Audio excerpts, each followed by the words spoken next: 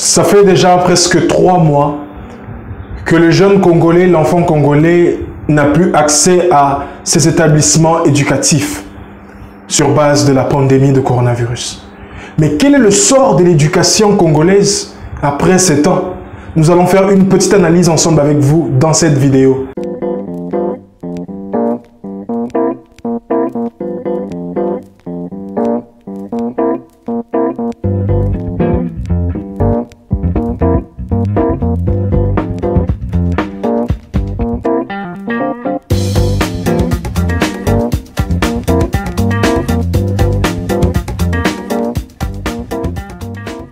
Bonjour et bienvenue à vous sur votre chaîne de Congo Étoile TV. Si vous êtes là pour la première fois, n'hésitez pas de vous abonner.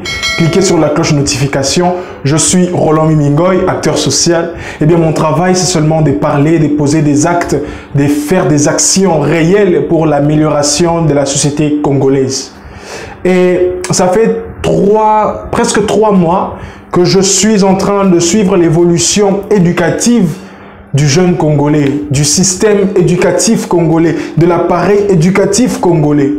Et quand je compare à ce qui se passe ailleurs, en fait, je me rends compte que chez nous, le système éducatif est bloqué, l'appareil éducatif est bloqué. Et ce blocage a aussi bloqué l'éducation de l'enfant congolais. Tandis que sous d'autres cieux, l'éducation, l'appareil éducatif est aussi bloqué, mais il y a quand même des pistes de solutions. Et chez nous au Congo, quand j'entends parler des élèves de 6e année secondaire des humanités, par exemple, qui partent clandestinement à des cours, je me pose la question, est-ce que l'État n'est pas au courant? Mon travail ici n'est pas en fait de pouvoir condamner un président X, un ministre Y, non. Je suis juste en train de parler pour que ceux qui m'écouteront, ceux qui écouteront ma voix, ceux qui suivront cette vidéo, s'il arrivait, par exemple, vous êtes dans le circuit de la prise de décision ou des décisions importantes de l'éducation de l'homme congolais, de l'enfant congolais, à partir de cet instant, nous devons prendre conscience que notre appareil éducatif ne suit qu'un seul chemin. Nous avons besoin de partager, d'enseigner, d'éduquer la jeunesse congolaise, l'enfant congolais, avec multiples canaux. Combien d'universités, combien d'écoles en ce moment sont en train de dispenser des cours en ligne? Nous voyons des élèves, des enfants, des jeunes qui aujourd'hui, voilà, ils sont là en train d'attendre. Ils attendent quoi? Personne ne sait. Tandis que sous d'autres cieux, il y a des enfants, des élèves qui en ce moment sont en train d'avoir leur diplôme. La pandémie n'a pas empêché à ce qu'ils puissent continuer leurs études et avoir leur diplôme. Mais nous, tout a été bloqué. Il y a ceux-là qui sont à la maison avec leur TFC, leur mémoire, qui ne savent plus quoi faire, n'arrivent même plus à joindre les professeurs. S'il y a des universités qui à peine donnent le cours, dispensent des cours en ligne, eh bien, sachez très bien que ce n'est pas dans toutes les matières. Ça fait très mal.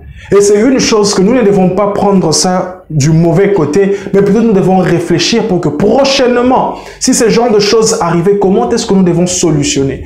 Vous savez, moi je suis congolais, j'ai eu mon diplôme d'État à Kinshasa, à l'Institut Bobokoli précisément, c'est une école mariste.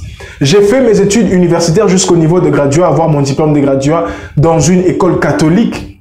Et je connais beaucoup de réalités dans le système éducatif congolais, dans l'appareil éducatif congolais. Et je me pose la question, si sans cette pandémie, nous avons déjà des multiples diplômés sans tête, et maintenant avec cette pandémie, qu'est-ce que nous aurons?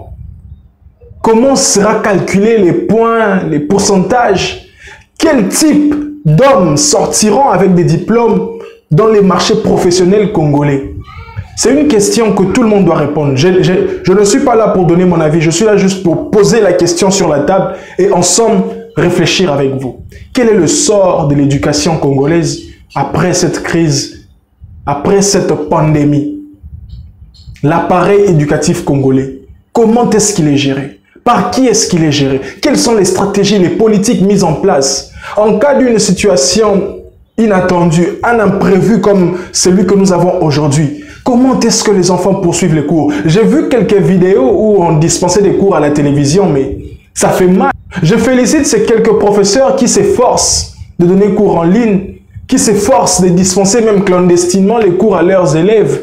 Je leur félicite. Je félicite même ceux-là qui fournissent des efforts pour passer à la télévision et dispenser les cours. Même si Ce n'est pas la qualité attendue, mais pour votre effort, cher professeur, je vous félicite. Je sais que vous n'allez pas baisser les bras. Malgré les salaires minimes que les professeurs, les enseignants reçoivent, mais ils font tout pour nous enseigner. Mais seulement, maintenant là, en ce moment, quel sera le sort de l'éducation congolaise? Quel type de personnes nous allons encore recevoir sur les marchés professionnels après cette pandémie? Avec quel niveau d'études? Quelle mentalité? Avec quelle éducation dans la tête? Ça sera juste des diplômes comme toujours, où on nous offre des diplômes en cadeau en cas de problème? On se pose la question. C'est à vous de répondre en commentaire.